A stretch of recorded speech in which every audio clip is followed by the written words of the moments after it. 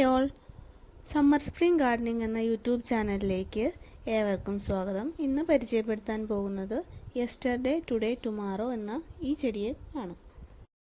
ശരിക്കും ഈ ചെടിയിൽ 3 കളറിലുള്ള പൂക്കൾ ഉണ്ടാവുകയല്ല ചെയ്യുന്നത്.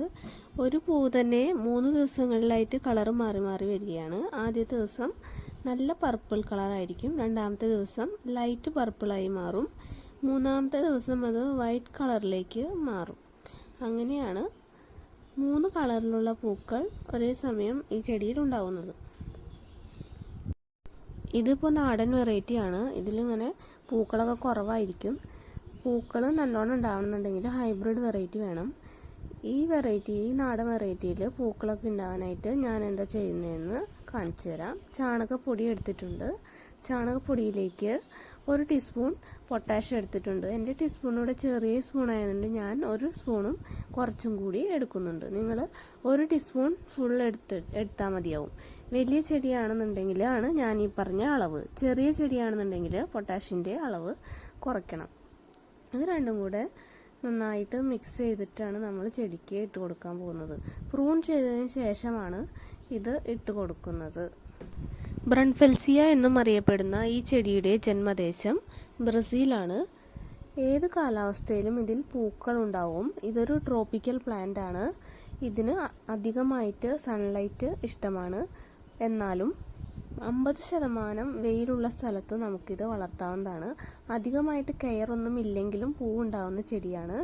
എന്നിരുന്നാലും നമ്മൾ 2 ആഴ്ച കൂടുമ്പോഴെങ്കിലും വളങ്ങൾ ഇട്ട് കൊടുക്കണം. വെള്ളമാണെന്നുണ്ടെങ്കിൽ മോയ്സ്ചർ ഉള്ള മണ്ണാണ് ഇതിന് ഇഷ്ടം. അപ്പോൾ നമ്മൾ ഡ്രൈ ആവാതിരിക്കാൻ പ്രത്യേകം ശ്രദ്ധിക്കണം. പിന്നെ പൂക്കൾ വന്നതിന് ശേഷം ഒന്ന് മിതമായിട്ട് കട്ട് ചെയ്ത് കൊടുക്കുന്നത് പ്ലാന്റിൻ്റെ ഷേപ്പ് നിലനിർത്താനും നന്നായിട്ട് വീണ്ടും പൂക്കാനുള്ള ഒരു ടെൻഡൻസി ഉണ്ടാവുകയും ചെയ്യുന്നു.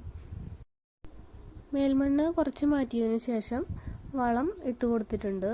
എന്നിട്ട് വീണ്ടും മേൽമണ്ണുമായിട്ട് വളം ഒന്ന് മിക്സ് ചെയ്തിട്ട് നന്നായിട്ട് വെള്ളം ഒഴിച്ച് കൊടുക്കണം. 2-3 ദിവസം നന്നായിട്ട് നനച്ചു കൊടുക്കണം. പിന്നീട് 2 ആഴ്ച കഴിയുമ്പോൾ അടുത്ത വളം ചെയ്യാനുള്ള സമയമായി. അടുത്ത വളം ഞാൻ ഇട്ട് കൊടുക്കുന്നത് DAP ആണ്. DAP എല്ലാ വളം കടയിലും മേടിക്കാൻ കിട്ടും.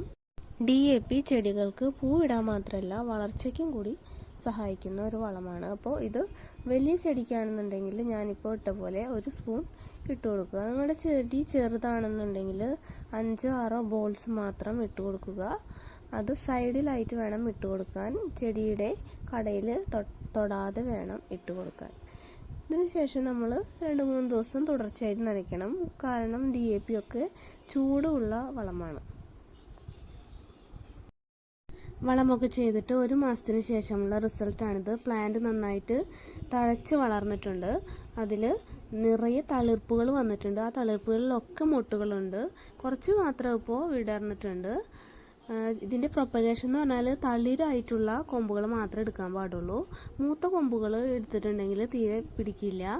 പിന്നെ ഇതിൻ്റെ പൂക്കൾ കാണുന്നുണ്ടെങ്കിൽ നല്ലൊരു മണമാണ്. നമ്മുടെ മുല്ലപ്പൂവിൻ്റെ മണം ഉണ്ടല്ലോ, അതുപോലത്തെ ഒരു മണമാണ്. നല്ലൊരു അടിപൊളി പ്ലാന്റാണിത്. ഈ ചെടിയുടെ എല്ലാ ഭാഗങ്ങളും പോയ്സണസ് ആണെന്നാണ് പറയുന്നത്. പട്ടി, പൂച്ച തുടങ്ങിയ മൃഗങ്ങൾക്കൊക്കെ ദോഷകരമാണ്. പിന്നെ നമ്മൾ മനുഷ്യന്മാരായാലും ഒന്ന് ഇടപഴകുമ്പോൾ കൈകളൊക്കെ ഒന്ന് വൃത്തിയാക്കാൻ ശ്രദ്ധിക്കുക. പിന്നെ ഈ ചെടി നാടനാണ്. നാടനിൽ അധികം പൂക്കളൊന്നും ഉണ്ടാവില്ല. പക്ഷേ ഹൈബ്രിഡ് വെറൈറ്റിയിലാണ് ഇല്ല കാണാതെ പൂക്കളുണ്ടാവും. അങ്ങനത്തെ ഒരു നല്ലൊരു ചെടിയാണിത്. അപ്പോൾ ഇന്നത്തെ വീഡിയോ എല്ലാവർക്കും ഇഷ്ടപ്പെട്ടെന്ന് കരുതുന്നു. ആദ്യമായിട്ട് എൻ്റെ ചാനൽ കാണുന്നവരൊന്ന് സബ്സ്ക്രൈബ് ചെയ്യുക, സപ്പോർട്ട് ചെയ്യുക. പുതിയൊരു ചെടിയും പുതിയൊരു വീഡിയോയുമായിട്ട് അടുത്ത ദിവസം നമുക്ക് കാണാം. Bye bye.